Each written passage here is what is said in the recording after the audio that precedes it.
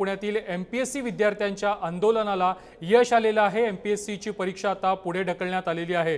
25 तारखेची राज्यसेवा परीक्षा आता पुढे ढकलण्यात आलेली आहे। परीक्षेची नवी तारीख लवकरच जाहीर करू अशा प्रकारची एक्स पोस्ट आयोगाने केलेली आहे।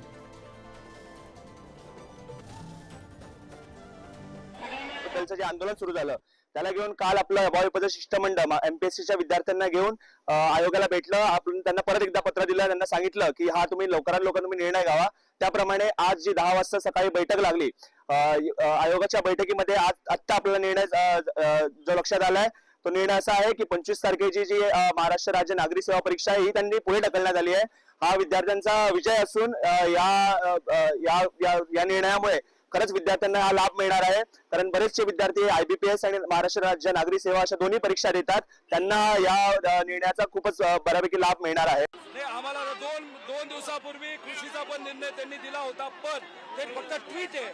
आता आम्ही स्वतः आयोग आणि सरकार बरोबर क आणि ब कंबाईन याच्यासाठी पाठपुरावा करणार। 10 दिवसात ऍड आली पाहिजे। त्यानंतर कृषीचा पण निर्णय जो ट्वीट केलाय त्याचाही निर्णय झाला पाहिजे।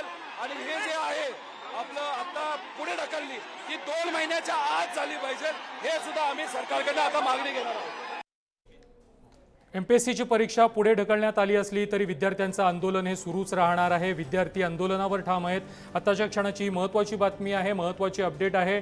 एमपीएससीची 25 तारखेची परीक्षा ही पुढे ढकलण्यात आलेली आहे, मात्र विद्यार्थी हे आंदोलनावरती ठाम आहेत।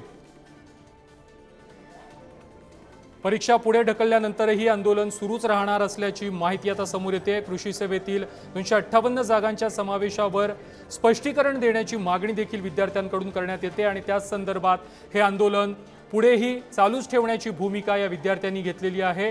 त्यामुळे एमपीएससीची परीक्षा ही पुढे ढकलण्यात आली असली तरी विद्यार्थी मात्र आंदोलनावर ठाम आहेत। पुण्यामध्ये अद्यापही एमपीएससीच्या विद्यार्थ्यांचं आंदोलन सुरू आहे।